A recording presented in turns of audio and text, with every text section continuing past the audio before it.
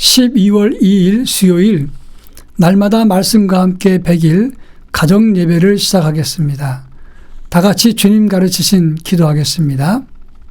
하늘에 계신 우리 아버지, 아버지의 이름을 거룩하게 하시며 아버지의 나라가 오게 하시며 아버지의 뜻이 하늘에서와 같이 땅에서도 이루어지게 하소서.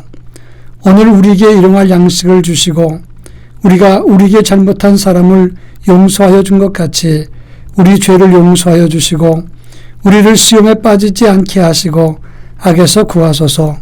나라와 권능과 영광이 영원히 아버지의 것입니다. 아멘. 찬송가 381장 나 캄캄한 맘 죄의 길에서 찬송가 381장을 부르겠습니다.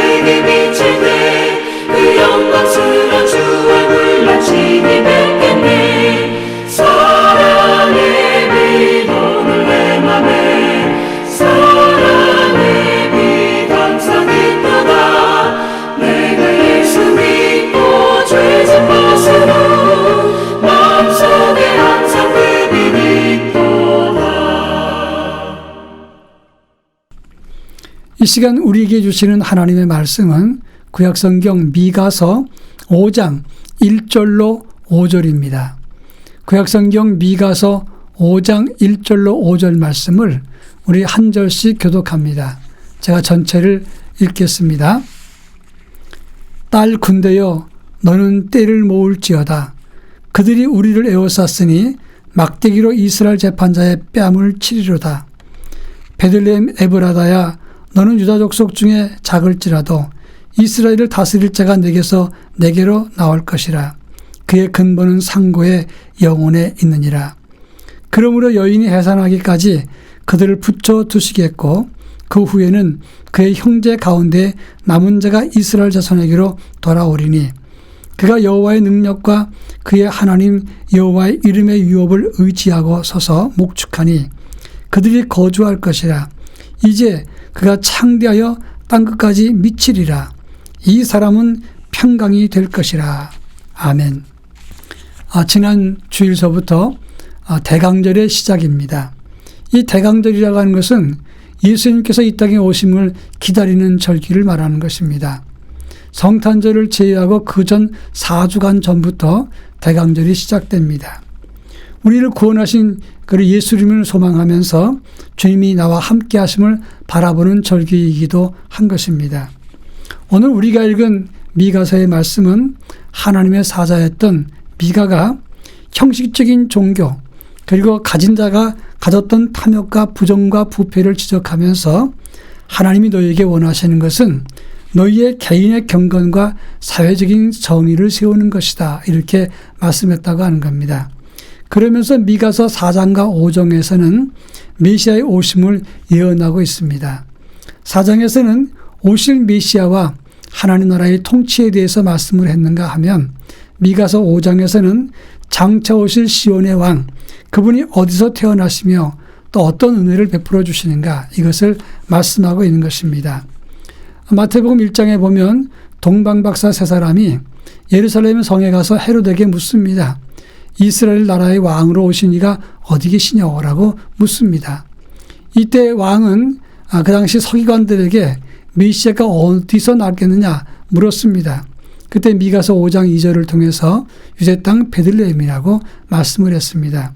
바로 이 본문에서 미가는 오실 메시아가 어디서 태어나는 것을 설명했습니다.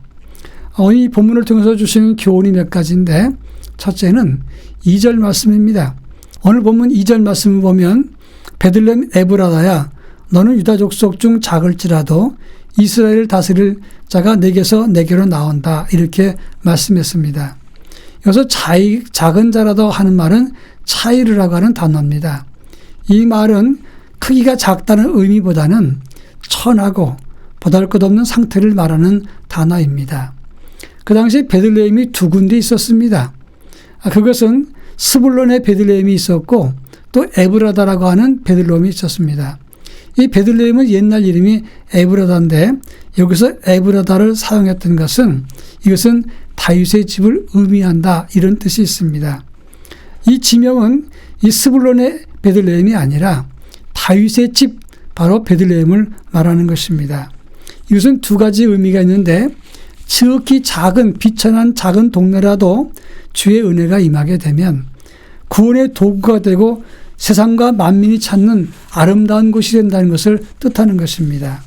또 다윗의 동네 에브라다야 그렇게 말했던 것은 하나님이 선택했던 다윗, 그는 비천한 목동 출신이었지만 하나님이 손대실 때 그는 메시아 조상이 될 수 있다는 것을 말하는 것입니다. 하나님의 약속은 변함이 없습니다. 그 약속대로 믿으면 작은 자라도 하나님 앞에서 크게 쓰일 수가 있게 되는 것을 말하는 겁니다. 그런가 하면 3절 말씀 보면 임산한 여인이 해산하기까지 그를 붙들어주고 그 형제 중 남은 자가 이스라엘 자손에게 돌아온다 이렇게 말씀했습니다.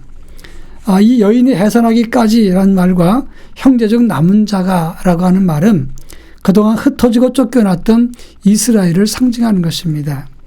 이제 그들이 하나님이 정한 장소에 돌아오게 되었다는 것을 말하는 것입니다. 평화의 왕 그리고 이 땅에 메시아로 오시는 주님이 오시게 되면 그동안 고통 속에 방치되었고 그리고 상처나고 힘들었던 이스라엘이 사방에서 돌아올 수 있게 된다는 것을 뜻하는 것입니다. 그런데 이 말을 가만히 역으로 생각하면 메시아가 오신 것을 깨닫지 못한다면 여전히 우리는 흩어져 다니고 쫓겨 다니고 그리고 피해 다니고 고통 속에 버림받게 되는 자로 살게 된다고 하는 것입니다. 오실 베들레헴 바로 말씀의 떡집 그 말씀의 집으로 나가야 우리 인생의 평안과 기쁨을 얻게 되고 오실 메시아를 만나게 되는 것입니다.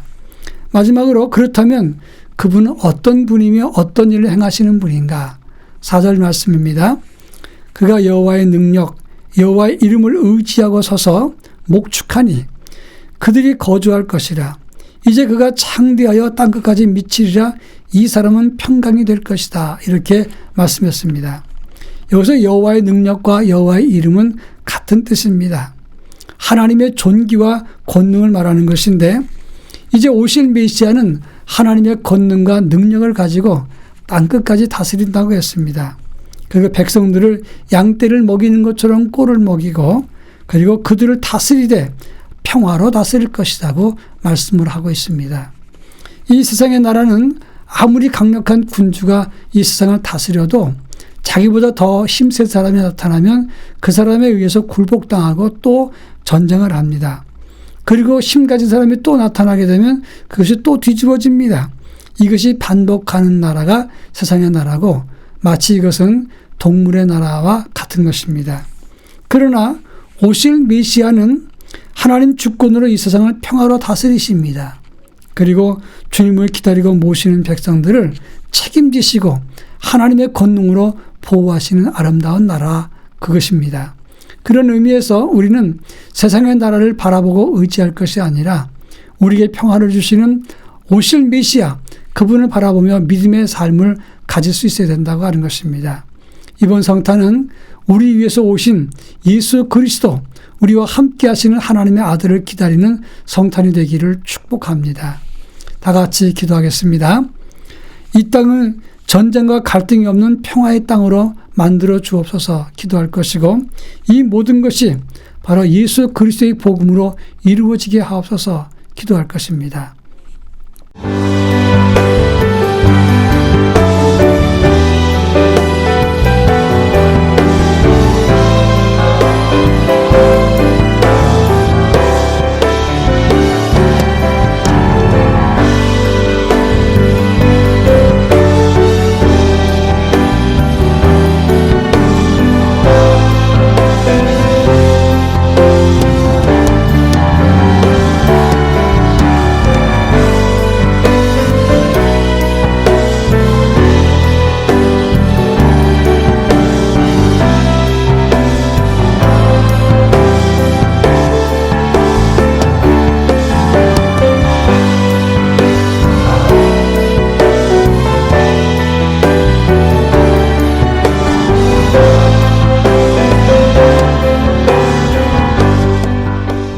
사랑 많으신 하나님 아버지, 갈등과 분주와 전쟁이 많은 이 세상에 오직 예수 그리스도의 메시아가 오심으로 이 땅이 평화할 수 있도록 은혜를 덧입혀 주옵소서. 그리고 이 땅에 하나님의 복음으로 평화와 그리고 하나님께서 주시는 은혜가 가득한 세상으로 살아갈 수 있도록 은총을 더하여 주시고, 우리 모두는 바로 복음의 도구로 이 세상에 참된 평화를 보여주는 삶을 살게 하옵소서. 그리고 성탄을 기쁨으로 기다리는 아름다운 믿음을 갖게 하옵소서. 예수님의 이름으로 기도합니다. 아멘.